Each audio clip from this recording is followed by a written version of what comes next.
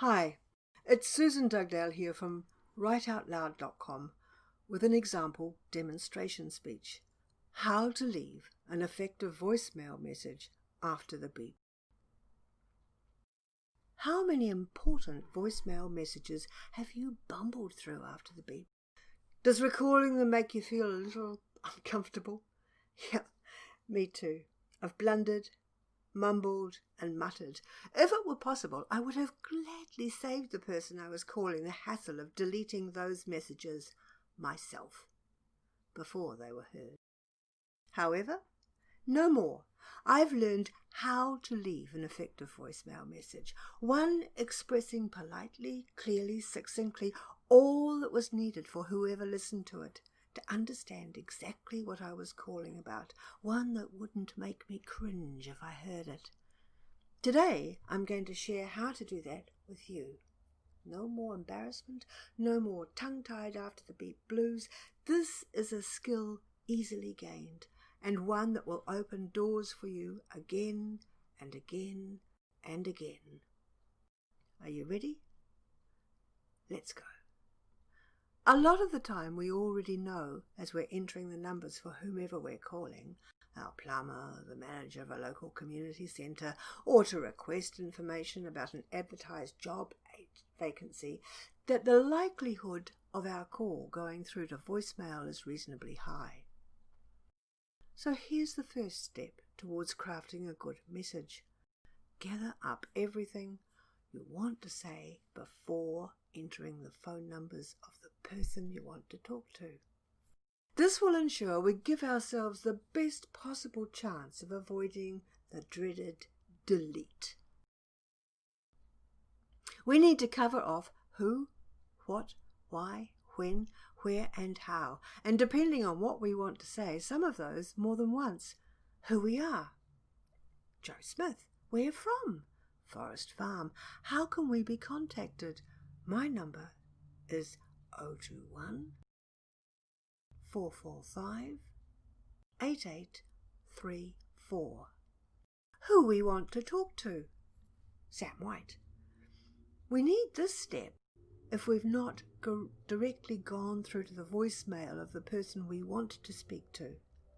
What we're calling about, the planned community tree planting day, why we're calling, to confirm the numbers of trees required, when we need an answer, by next Tuesday. It's relatively straightforward, isn't it? Pure logic that you would think before you speak and have your message organised. Alas, some of us don't. Then in the nanosecond following the beep, suffer a logic bypass and sidestep straight into voicemail hell. It's worth reviewing what types of voicemails make themselves candidates for instant dismissal. Here's a few of the worst in all their ghastly glory from the What Not to Do department. Consider them aversion therapy. The longest ever. On and on and on and on, squeezing in every little detail possible. Quite literally, it's too much. The gabbler, the person who talks so quickly that it's impossible to make out what they're saying. The anonymous, the person who presumes you'll know who is speaking and that you'll also know how to contact them, so they don't tell you. The and ahra. This is the person who leaves a message made up of 75% filler words and 25% substance.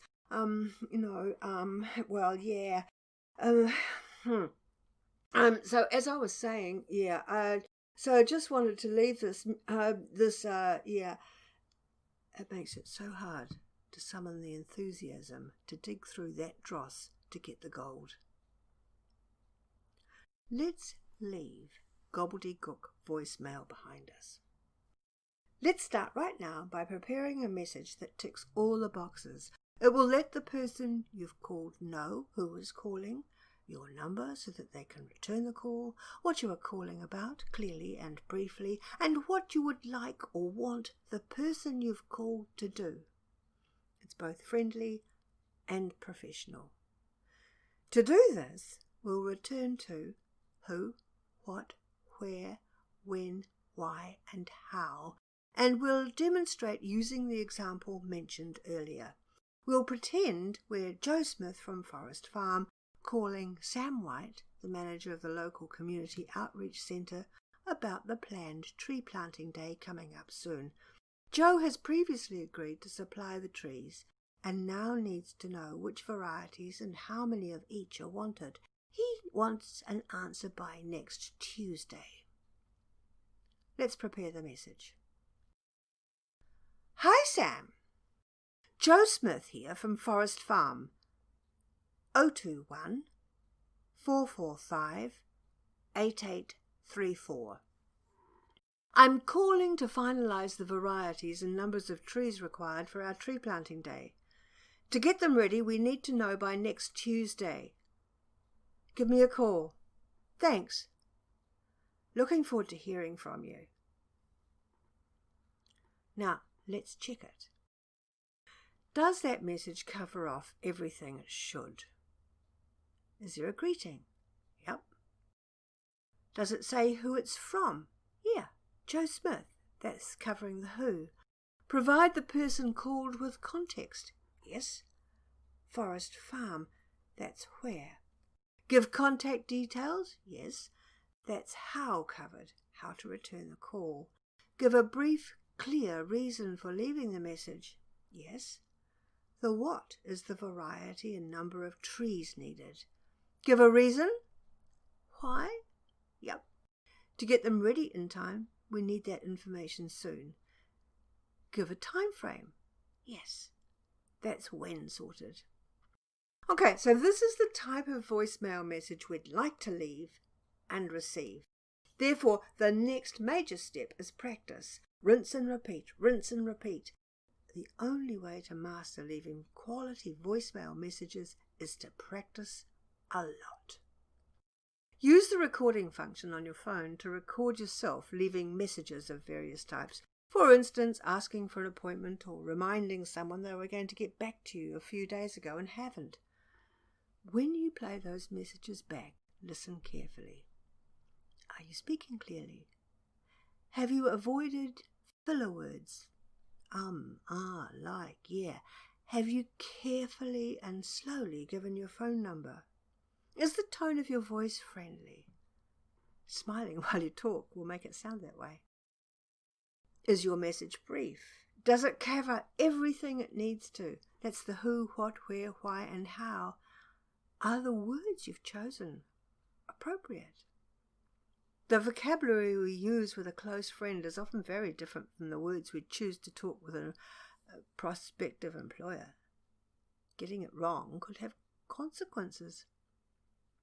If you've answered no to most of these questions, you already know what you need to do. More practice. Like any new skill, it takes a while to become a second nature. Habit. So keep at it. You've answered yes to some aspects and no to others. Just keep practicing, focusing on what you need to master. Yes to everything? Congratulations, you're ready to go. You see, it's not that hard. The voicemail messages we leave represent us. They're personal ambassadors, making our way forward easier or harder. A well-crafted message is much more likely to be heard in its entirety and acted on. Pause before you call. Think, structure, then ring and speak with confidence.